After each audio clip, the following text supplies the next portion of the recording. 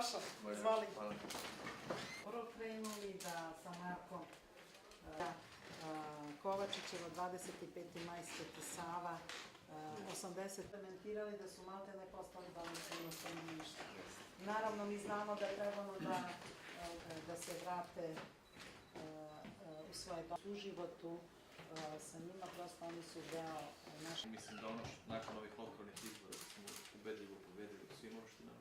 Kasnije detalje da uradimo nešto konkretno, imamo program sa Europskom unijom, tako da, evo, skoro 2 decenije, nama je cilj da vratimo. Ja mislim da je i treba što više ljudi. Da nije niko hteo. Dobar dan. Dobar dan. Dobar dan, kako ste? Poštovanje. Dobar dan. Ste dobro? Dobar dan. Poštovanje. Dobar dan. Dobar dan. Dobar dan. Dobar dan. Dobro? Kako? Odlično.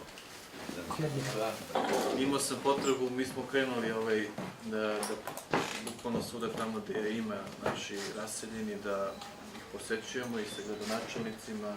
Bili smo u Kraljevu, bit ćemo još neka mesta.